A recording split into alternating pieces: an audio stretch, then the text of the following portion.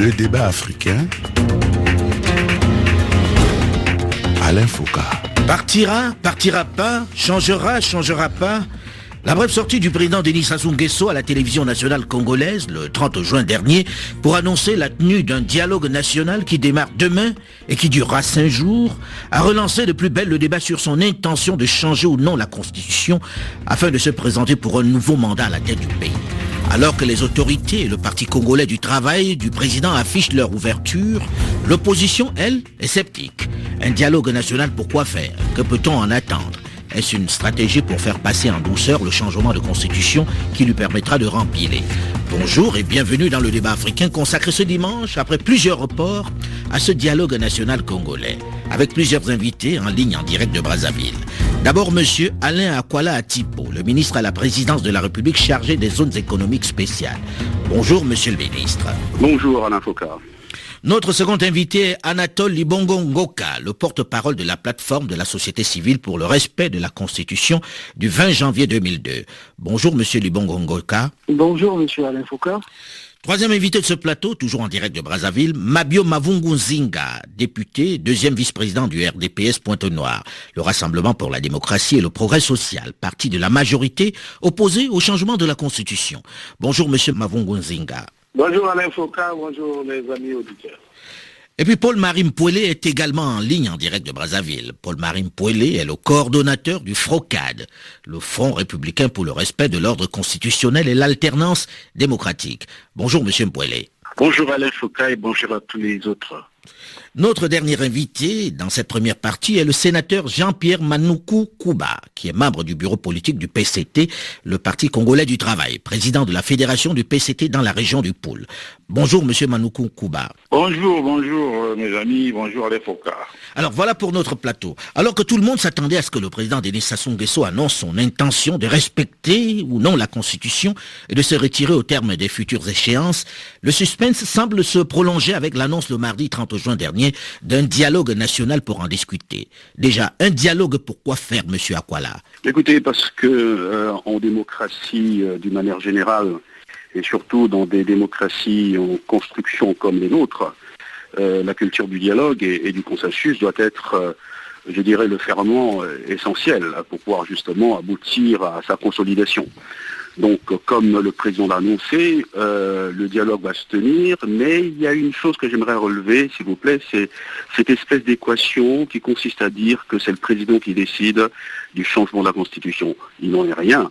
Vous avez vu que lorsqu'il y a eu ces concertations présidentielles dont on peut regretter que nos amis qui sont là n'aient pas pu participer, eh bien le président a écouté, si vous voulez, toutes les sensibilités, ou toute la diversité nationale de notre pays pour pouvoir justement aboutir à une réflexion globale sur le devenir de notre pays. Dans le même temps, j'ai envie de poser la question de savoir, est-ce qu'il y a besoin de dialogue lorsqu'il existe une constitution et qu'on ne peut pas changer la règle du jeu quand on le décide parce qu'on est président, tout simplement? Pourquoi faire un dialogue aujourd'hui alors qu'on arrive au terme du mandat? Ce n'est pas le président qui décide de la changer une fois de plus. Vous savez, depuis près de 2 ans, il y a dans le pays quand même une expression, on va dire, de la pensée qui est libre. Et il est tout à fait logique qu'à un moment donné, celui qui est la clé de voûte la clé de notre système institutionnel, et puisse se dire que qu'est-ce qui vient, on va dire, du pays profond, du pays réel. Donc même si c'est vrai, il y a cette constitution, dont on sait dans quel contexte elle a été prise en 2002, et bien si le peuple qui est souverain, je pense que c'est reconnu par tous les pays du monde, si le peuple souverain pense qu'à un moment donné, il faut qu'il y ait une réflexion sur le devenir institutionnel de notre pays, il n'y a pas de raison qu'on ne parle pas. Vous comprendrez que les gens soient sceptiques parce que régulièrement ce discours a servi à changer la Constitution. On sait très bien le pouvoir que peut avoir le président de la République pour, on va dire, amener un certain nombre de personnes à participer à ce changement de constitution en le mettant sur le dos de la population. Non, pas du tout. Vous savez, le Congo a une histoire assez particulière. Nous sommes un pays qui, déjà, on va dire, à une époque très lointaine, on était considéré comme étant l'avant-garde révolutionnaire de toutes les luttes de libération.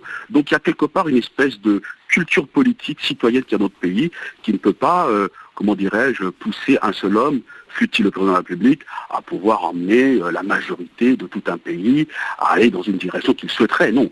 La preuve, c'est que nous avons aujourd'hui des compatriotes qui sont d'un avis contraire. Donc l'intérêt de ce dialogue, c'est de pouvoir se retrouver et permettre à ce que toutes les sensibilités puissent s'exprimer, parce que nous avons quand même un certain nombre de traumas que nous avons vécu dans le pays, pour que le peuple, dans sa diversité, puisse savoir décider où nous allons. Si on doit la changer, on la change. Si on ne doit pas la changer, on ne la changera pas. Mais c'est le peuple souverain qui décidera de cela. Paul-Marie Mpouélé, vous partagez ce point de vue? Non, mais je dois d'abord restituer un peu les choses, pour que, y compris Monsieur le ministre Alain Akwala comprenne. Je pense que le dialogue a toujours été une exigence de l'opposition, et c'est depuis les conflits armés jusqu'en 2002, jusqu'à maintenant. L'opposition a toujours réclamé un dialogue, une discussion, mais sur des thèmes ou sur une thématique précise. Il ne s'agit pas aujourd'hui d'aller parler de la Constitution, mais pour nous, nous estimons que depuis 1956, notre pays a toujours connu des violences, mais liées essentiellement à la mauvaise organisation des élections. C'est pour ça que nous souhaitons que nous puissions aller à un dialogue, mais un dialogue qui ne concerne en réalité pour nous que le volet électoral. Maintenant, j'ai quand même suivi un certain nombre de contre-vérités du ministre Alain Akwala. Lorsqu'il dit que ce n'est pas le président de la République qui a lancé ces débats, ce n'est pas lui qui veut changer la Constitution. Je suis un peu désolé, c'est foncièrement une contre-vérité. Le débat sur le changement de Constitution a commencé depuis une interview du président de la République lui-même dans Jeune Afrique, où le président estimait que la limitation des mandats était un jeu antidémocratique. Donc il donnait là déjà, il annonçait les couleurs pour une éventuelle révision ou un éventuel changement de la Constitution. Et comme pour corroborer cela, lors de ces rencontres citoyennes dans les différents départements, ça a commencé dans la Likwala, mais ceux qui soulèvent ce débat, ce ne sont pas des citoyens ordinaires.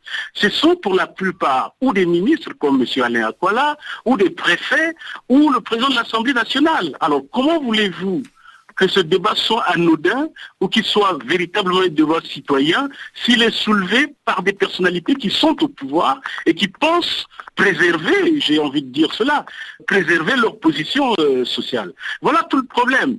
Parce que quand on parle, y compris des conflits armés, c'est très bien d'évoquer cela, mais n'oublions pas qu'au sortir de la guerre de 97, le président Sassou a pris 5 ans de transition flexible. C'était 2 ans ou 3 ans au départ, et finalement c'est allé à 5 ans. Et l'argument qu'on nous présentait à cette période, c'est quoi? C'est que ces 5 ans, c'est pour panser les plaies, c'est pour régler justement tous les traumas dont le ministre parle. Donc il n'y a pas de raison qu'aujourd'hui nous puissions aller à un dialogue pour essentiellement parler de la Constitution, du changement ou non de la Constitution. Vous voyez même que la question est mal posée, parce que cette question est profondément en train de diviser les Congolais. Voilà un peu, dans un premier temps, ce que je peux dire.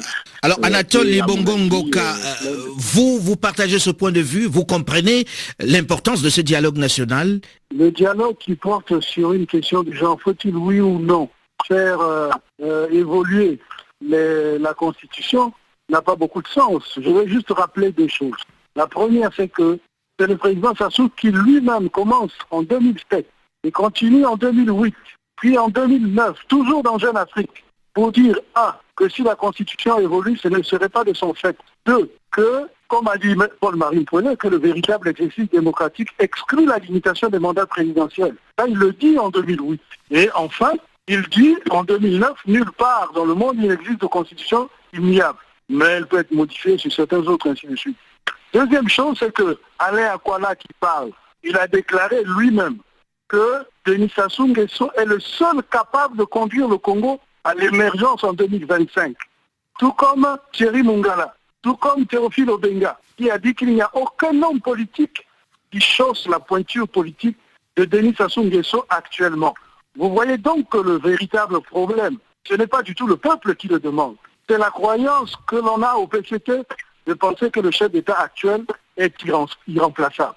Et que donc, par conséquent, le PCT ayant été incapable, en 42 ans de pouvoir, en 2007, de générer une classe d'hommes politiques capables de gérer le pays, alors il faut changer la Constitution pour que Sassou continue à conduire le pays à l'émergence en 2021. Jean-Pierre Manoukou Kouba, vous qui êtes du PCT, qui êtes membre du bureau politique du Parti congolais du travail, ce dialogue-là, lorsqu'on écoute ceux qui sont passés, ceux qui sont avec vous sur ce plateau, on a le sentiment tout de suite que ce dialogue-là, il sera essentiellement question de ce changement de constitution. Pourquoi le dialogue national maintenant? Pourquoi faire exactement? Non, tout simplement parce qu'il y a une confusion que je sens. Et cette confusion, il faut la rectifier, notamment en essayant d'éliminer les contre-vérités. Il faut savoir que le préambule de la Constitution du 20 janvier 2002 fait du dialogue la référence cardinale de la nouvelle culture politique. Donc ce n'est pas l'opposition qui a inventé le dialogue. Il est inscrit sur le préambule de notre Constitution, ce qui veut dire que c'est une vertu essentielle.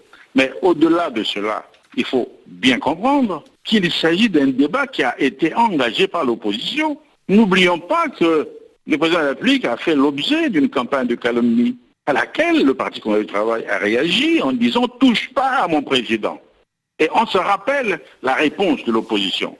Nous disions « touche pas à mon président » et eux ils disaient « touche pas à ma constitution ». Voilà d'où part la problématique du débat qui est aujourd'hui. Aujourd'hui, ils font les effarouchés comme si, non, on leur avait imposé un débat. C'est eux qui ont engagé ce débat. Maintenant, comme ce débat... Mais vous conviendrez que le moment choisi est quand même assez suspect. Monsieur Alain Foucault, dois-je vous rappeler que la Constitution française du 4 octobre 1958 a été changée près de 24 fois. En 1958, elle est votée. La première fois, on l'a modifiée en 1960. Ça veut dire 2 ans après. Ensuite, 2 ans après, en 62. L'opportunité d'engager un débat, c'est une prérogative tout à fait nationale et normale. Ce n'est pas parce qu'un débat est engagé qu'il doit automatiquement vouloir dire qu'on impose des choses. Le Parti congolais du travail, lorsqu'il a pris position sur ce débat, a bel et bien précisé que c'est par le dialogue et en recherchant un consensus qu'il voulait aller à ce débat. Donc nous sommes tout à fait prêts d'en débattre. Mais encore une fois, je vous dis, ce n'est pas le dialogue qui va décider du changement au nom de la Constitution. Bien sûr que non. Et là-dessus, je rejoins M. le ministre Alain Ankola. C'est le peuple qui décidera. C'est le souverain primaire. Pourquoi a-t-on peur du peuple? Je ne comprends pas cette appréhension, cette frilosité. Mais dans votre propre camp, Monsieur Manoukou Kouba, il existe aussi des gens qui ne veulent pas qu'on touche à cette constitution. Mabio Mavungunzinga fait partie de cela. Est-ce qu'on vous écoute dans votre mouvement, dans votre démarche, Monsieur Mavungunzinga? Et je crois que nous sommes très écoutés. Vous venez de suivre vous-même le discours sur la méthode pour le dialogue qui nous a été fait par le ministre Alain Ankola. Je crois qu'il n'a peut-être pas suivi le président sur RFI parler de paix et sécurité qui règne au Congo. Ce qui veut dire qu'il n'y aurait pas en principe nécessité d'un dialogue. Mais le dialogue auquel les amis font référence n'est rien d'autre qu'un prétexte fallacieux qui cache mal des ambitions de demeurer au pouvoir à vie.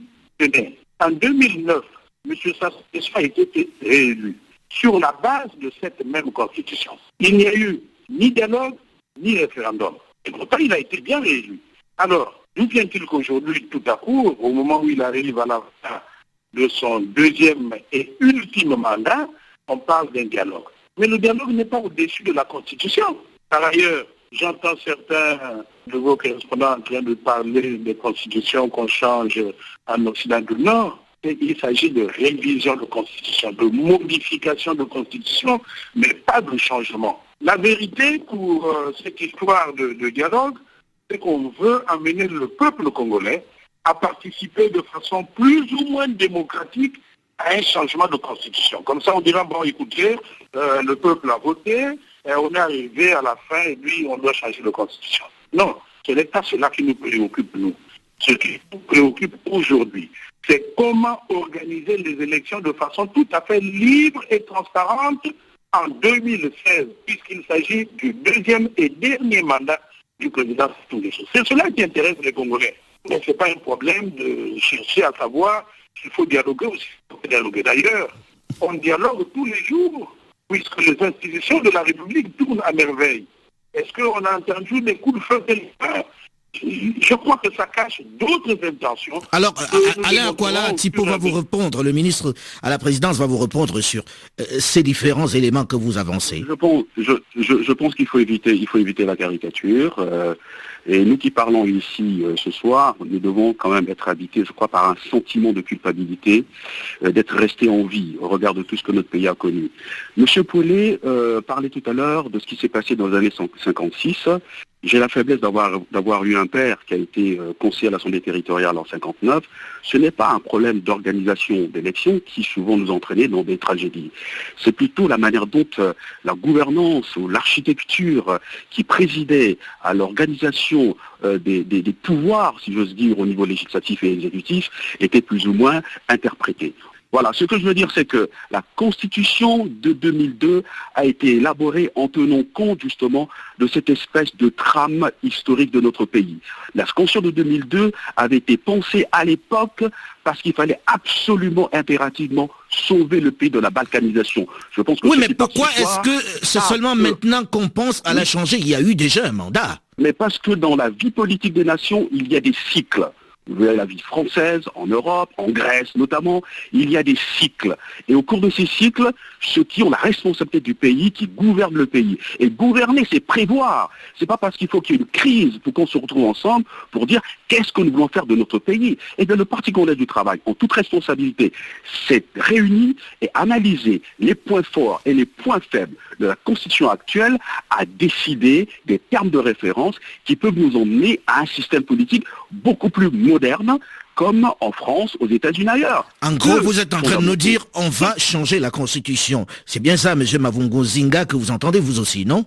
C'est le point de vue du Parti congolais du travail, après avoir recueilli les avis des fédérations. Alors, on va donner la parole à... a mis en place... On va donner la parole à M. Mavungo Zinga pour qu'il vous réponde et puis on reviendra vers vous, M. le ministre. Vous avez raison de me donner la parole. J'ai compris dans les propos de M. Alain Akwala qu'il nous faut changer la Constitution. M. Akwala, lorsque vous lisez la Constitution du Congo, dites-moi, dans quel article vous trouvez les dispositions qui vous donnent le droit de changer cette Constitution?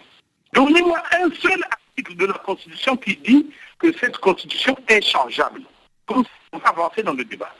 Monsieur Akwala? Je lui repose la question. Que dit l'article 3 de la Constitution sur la souveraineté des peuples? Et que dit cet article 3? Non, ben voilà, mais le peuple est souverain. Je ne peux pas vous le reciter comme ça de tête, mais l'article 3 de la Constitution octroie la souveraineté au peuple.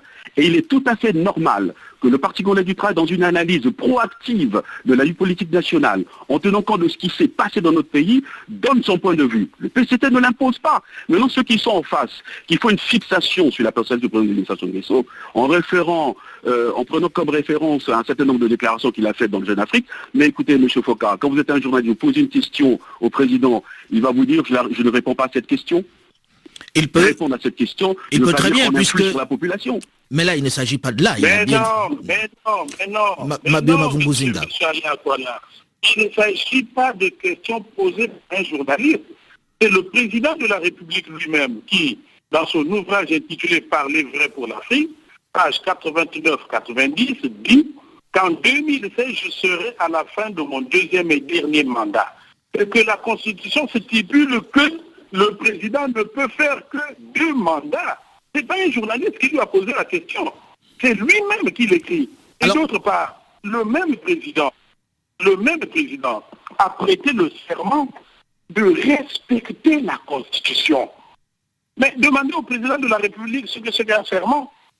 Il va vous le dire de très belle manière, puisque c'est des choses qu'il connaît très bien. Comment voulez-vous que quelqu'un, s'il ne respecte pas ça, alors ce serait un parjure. Demandez encore au président de la République qu'est-ce qu'un parjure à ce niveau de responsabilité. Non, il ne faut pas instrumentaliser le peuple congolais. Voilà, on va en parler. Le temps tourne malheureusement vite et on est nombreux. On va en parler dans la seconde partie du débat africain dans une dizaine de minutes, juste après une nouvelle édition du journal sur Radio France Internationale. À très vite.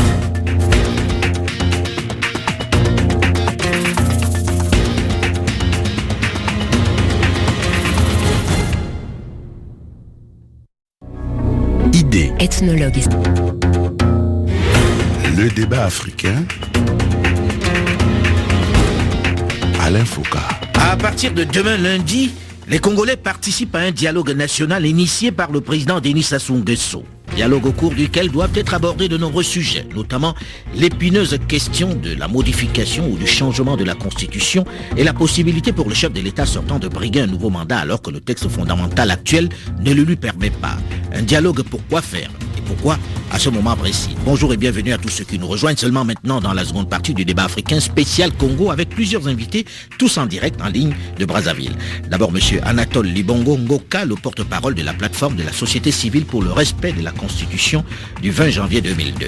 Puis pour la partie gouvernementale, le ministre Alain Akwala Atipo, le ministre à la présidence de la République chargé des zones économiques spéciales. Troisième invité de ce plateau, toujours en direct de Brazzaville, Paul-Marie Mpouele, le coordonnateur du FROCAD, le Front républicain pour le respect de l'ordre constitutionnel et l'alternance démocratique. Le sénateur Jean-Pierre Manoukou Kouba est notre quatrième invité. Il est membre du bureau politique du PCT, le Parti congolais du travail. Notre dernier invité, et pas des moindres, qui vient de nous rejoindre dans cette seconde partie du débat africain, est M. Paulin Makaya, ancien proche collaborateur de Bernard Kolela, revenu depuis peu de Londres où il vivait en exil. Il est le président du Parti uni pour le Congo, le UPC. Dans la première partie de cette émission, nous avons évoqué la question de l'opportunité de ce dialogue national. J'ai le sentiment, et je vais poser la question à celui qui vient d'arriver, Paulin Makaya, que tout le monde est d'accord pour aller à ce dialogue national, non? Non, je ne pense pas, M. Alefoka. Lorsque j'ai écouté mes prédécesseurs, notamment ceux du PCT, je suis vraiment sidéré. J'ai compris que le président Sassou n'est pas un homme d'État. Le président Sassou, pour eux, est un leader d'un parti politique qui s'impose au niveau national. Je pense qu'aujourd'hui, ce dialogue, pour moi, n'a pas de sens. Ce dialogue est inutile. Souvenez-vous qu'il y a eu plusieurs dialogues au niveau national. Le dernier, c'est celui de Dolisie. Plusieurs conclusions ont été tirées. M. Sassou n'a qu'appliqué ce qui avait été arrêté à Dolisie sur la gouvernance électorale. Moi, je pense que M. Alefoka, M. Sassou est en train de blaguer avec le feu. Les Congolais à tous les niveaux, c'est-à-dire les fonctionnaires, les paysans, les étudiants, les retraités, même les mânes de nos ancêtres disent non, non, non au changement de la Constitution. À l'instant, Alain Akwala disait, si vous pensez que le peuple dit non, pourquoi ne pas laisser le peuple décider véritablement dans les urnes, par exemple? Mais M. Alain Afoka, vous pensez qu'à la fin d'une mandature, il faut aller à un dialogue? Pensez-vous que M. Obama, qui est en fin de cycle aux États-Unis, va-t-il convoquer les Américains autour d'une table pour changer la Constitution? Non. Il s'agit d'un faux fuyant. Ce dialogue, pour moi, est un dialogue qui concerne le Parti congolais du travail et ses alliés. Nous ne sommes pas concernés. Ce que nous demandons à M. Sassou, c'est d'appliquer les règles, de respecter la Constitution. M. Sassou a fait son temps, il doit partir. Maintenant, si le PCT n'a pas de candidat, c'est tant pis pour eux. Il y a longtemps qu'ils sont restés au pouvoir, près de 42 ans. Ce que nous voulons aujourd'hui, c'est de changer les choses dans ce pays. Parce qu'au niveau national, il y a trop de misère. Les gens ne mangent plus à leur faim, rien ne marche. Voilà pourquoi je pense, M. Alefoka, pour nous, dialoguer ne signifie pas céder, se compromettre. Oui, mais est-ce que l'ouverture du dialogue n'est pas en soi un lieu pour dire ce que vous dites là? Monsieur Paul-Marie Mpouele, il y a très peu de temps encore, l'opposition demandait un dialogue. N'est-ce pas l'opportunité aujourd'hui d'en parler autour d'une table tous ensemble? Loin de moi l'idée de faire la polémique, mais en tout cas, l'opposition a toujours demandé le dialogue pour résoudre les questions cruciales du pays. Et ce n'est pas la première fois, c'est depuis pratiquement 2002. Et d'ailleurs, c'est la pratique congolaise. Le président Sassou, quand il était à l'opposition, il demandait des dialogues des discussions auprès du président Lissouba. Et cela lui était accordé. Le président Sassou a posé les conditions que nous posons aujourd'hui, à savoir avoir une commission électorale indépendante, avoir des listes électorales fiables, avoir une loi électorale fiable, et ainsi de suite. Donc, ces choses, lui, il les a obtenues lorsqu'il a demandé ça au président Lissouba. Il les avait obtenues. Aujourd'hui, nous ne demandons que la même chose. Malheureusement, nous voulions aller à ce dialogue, un dialogue qui ne concernerait en réalité que la question électorale, encore que même là, je donne raison à M. Makaya, parce que nous avons eu des concertations dans ce pays dont les résultats n'ont jamais, les conclusions n'ont jamais été appliquées. Par la mauvaise foi du gouvernement, tout simplement. Alors aujourd'hui, aller à un dialogue pour parler du changement de constitution. Et M. Alain Akwala a fait référence à l'article 3, mais je suis désolé, mais cet article est clair, il dit aussi en même temps qu'il n'appartient pas à une partie du peuple d'imposer quoi que ce soit. Donc le PCT ne peut pas, lui, définir tout ce vivre ensemble des Congolais.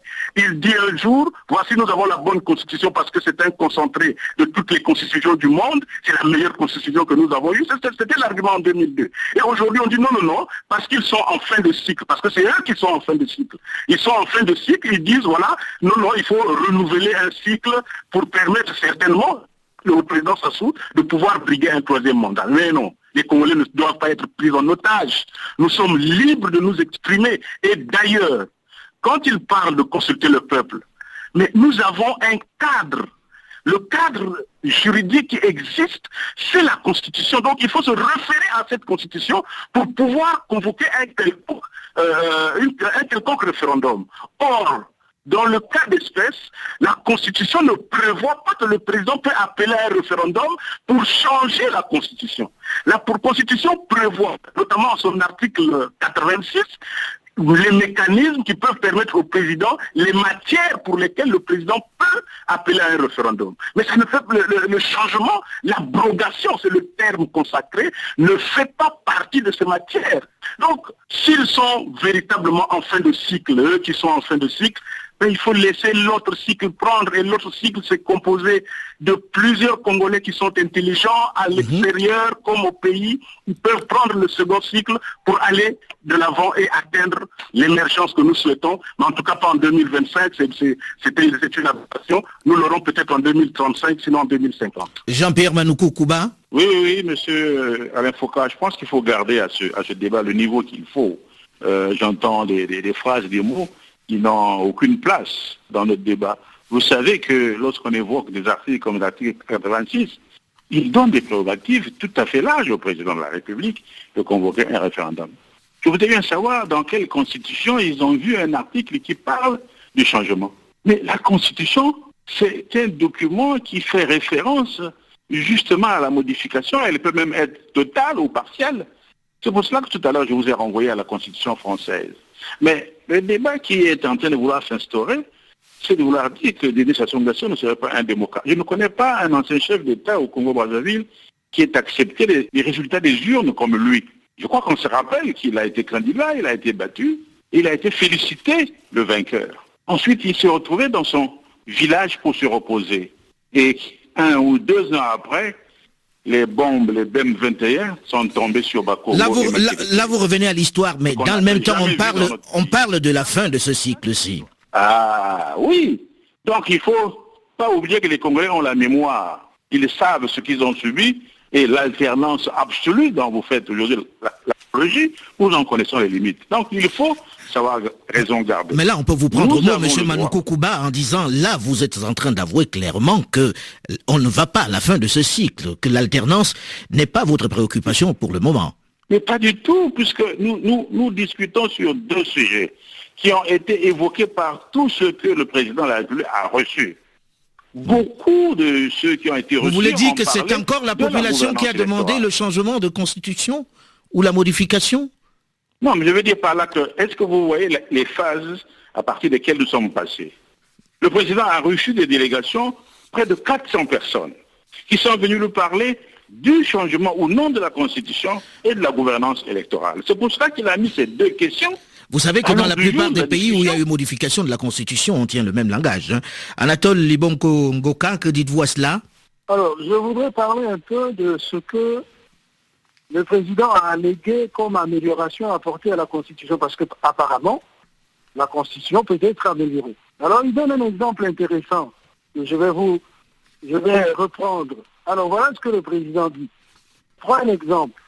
Il dit ceci: le président de la République ne peut pas dissoudre l'Assemblée. L'Assemblée ne peut émettre des motions de censure contre le gouvernement.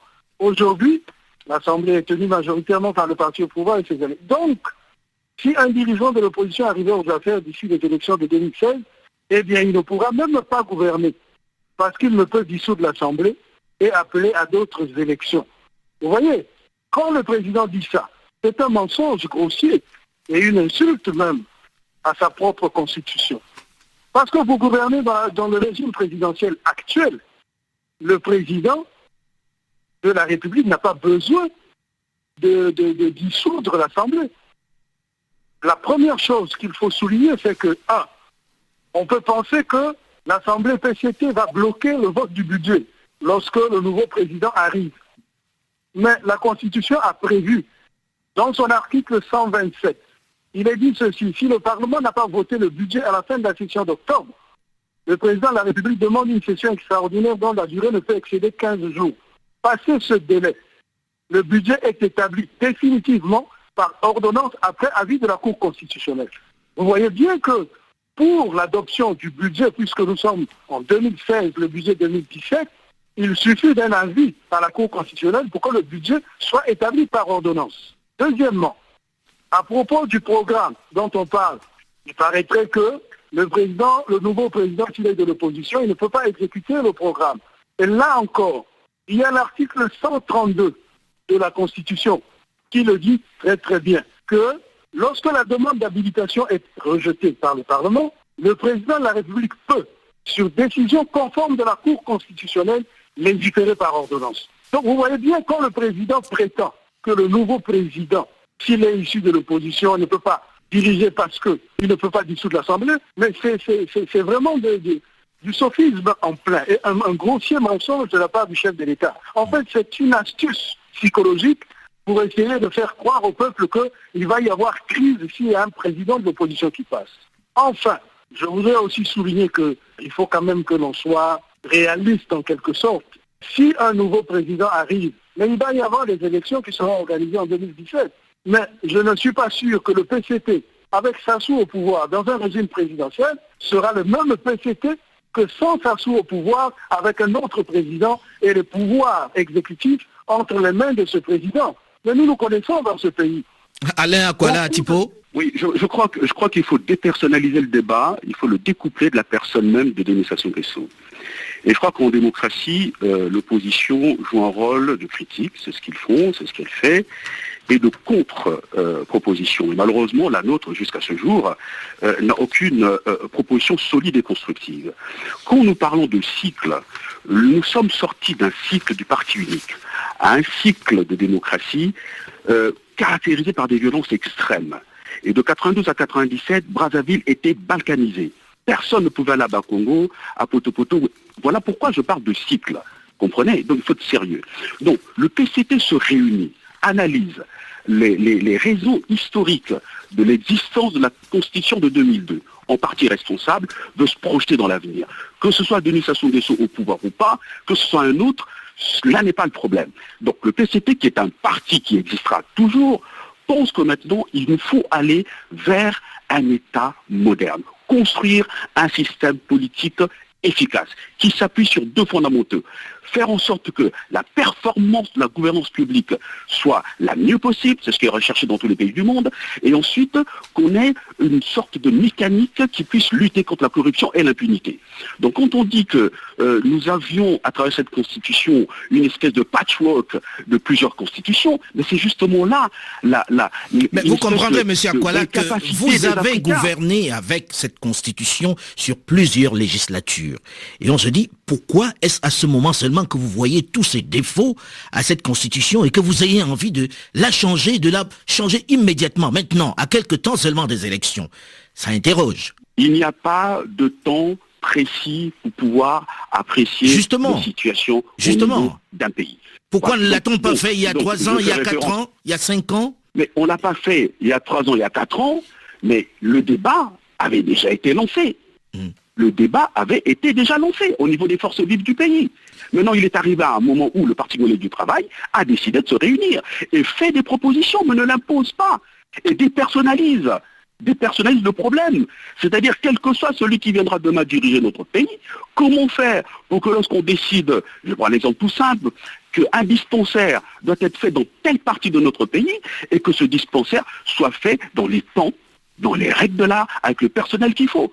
Aujourd'hui, les populations congolaises se rendent compte que quelque part, les ministres ont l'impression de jouir d'une certaine immunité et qu'au niveau du Parlement, on n'a pas une capacité justement à agir, à influencer sur l'action du gouvernement, parce que quand même, il n'y a que le président et les parlementaires qui sont élus dans notre pays, et bien le PCT, en partie responsable, fait son introspection et pense que pour l'avenir, on doit introduire une motion de défiance vis-à-vis d'un ministre appartenant à un gouvernement qui est dirigé par un Premier ministre, qui se retrouve devant le Parlement, fait sa déclaration de politique générale, elle est approuvée ou pas par le Parlement, comme tous les pays modernes. Donc nous ne devons plus nous retrouver dans une espèce de calcage de constitution et faire des constitutions en fonction, si vous voulez, du microcosme politique national. Paulin Makaya. Oui, je suis tellement déçu du comportement du PCT. Vous savez que le PCT n'est plus un parti État. Le PCT est devenu un parti comme les autres. Le PCT ne peut pas nous imposer un comportement politique. Monsieur Alain Foka, souvenez-vous, lorsque le chef de l'État a fait sa déclaration, son message à la nation, il n'a même pas parlé de la caducité des institutions de la République, qui nécessiterait, si vous voulez, monsieur Alain Foka, une évolution systémique.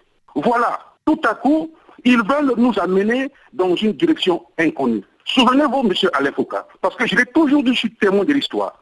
Dans le cadre de l'alliance URD, PCT et apparenté, c'était le 29 novembre 1992. Devant les militants de cette alliance, le président Sassou avait demandé aux démocrates de ne jamais accepter que la Constitution du 15 mars 1992 soit violée. Il avait demandé au président Lissouba de sauver cette même Constitution. Aujourd'hui, ce n'est pas une violation, mais il s'agit d'un changement de la Constitution qui est... Mais c'est très grave, monsieur Alain Foka. Mais la Constitution, c'est notre conscience collective, notre athanatos. Moi, je pense que le président Sassou a fait son temps, il faut qu'il se retire tranquillement. Maintenant, on n'a pas interdit au PCT d'avoir un autre candidat. Comme vous le savez. Là, vous l'avez dit, et j'ai envie que Alain Akwala puisse vous répondre sur ce point-là rapidement, parce qu'on arrive au terme de l'émission. Très très rapidement, monsieur Akwala. Monsieur Paulin Makaya est témoin de l'histoire, mais moi j'ai subi l'histoire dans ma chair, vous comprenez? Donc, en fonction de tout cela, nous pensons qu'il n'est pas interdit que tous, autant que nous sommes, frères et sœurs, sans passion, de manière intelligente, se retrouver.